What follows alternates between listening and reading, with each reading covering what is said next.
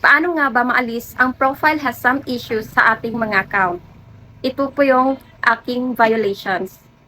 I got 10 violations but one post lang po ito or one content. Isang picture lang po ito tapos nakasampung violations po ako dahil sa aking statement. Tignan nyo na lang po kung ano yung sinabi ko dito. Ayan po. Tapos, yung nakalagay sa aking violations is false information and physical harm. Marahil nga, false information or si Daddy M hindi nag-agree sa aking statement na nilagay sa aking post. At eto, false physical harm.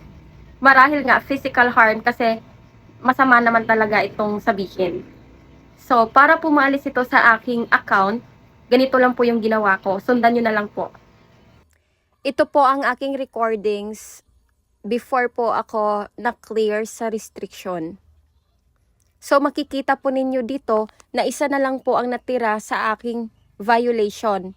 Instead of 10 violations, 1 violations na lang po. Ito po yung natira kong violation. Ito yung pinakauna kong ni-request review. Inantay ko talaga siya. Kaso, ang ending siya yung pinakahuli na nawala sa aking dashboard. Sa aking restriction.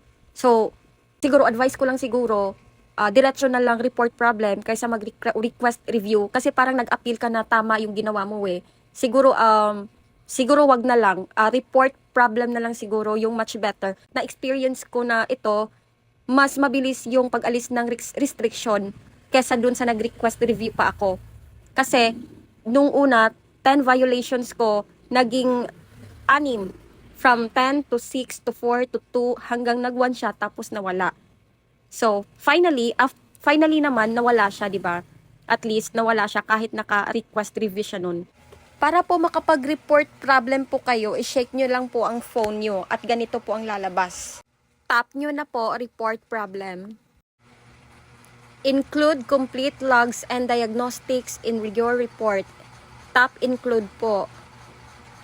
Ganito po ang mangyayari kapag in-include nyo po. So meaning kung saan kayo nakabukas, magiging attachment po 'yon. So make sure po yung attachment ninyo is yung restriction ninyo, yung ire-report ninyo.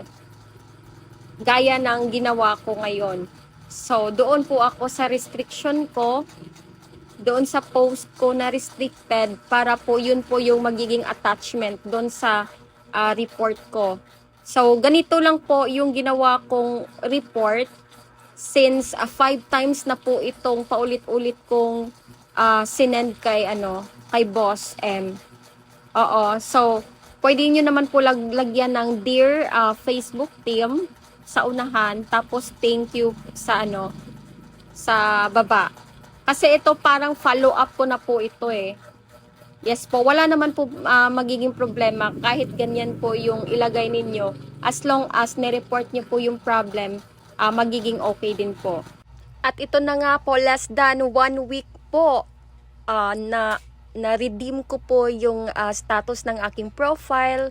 Nag-clear na po ako sa aking violations and restrictions. So, thank you so much. Sana po may natutunan kayo. Bye!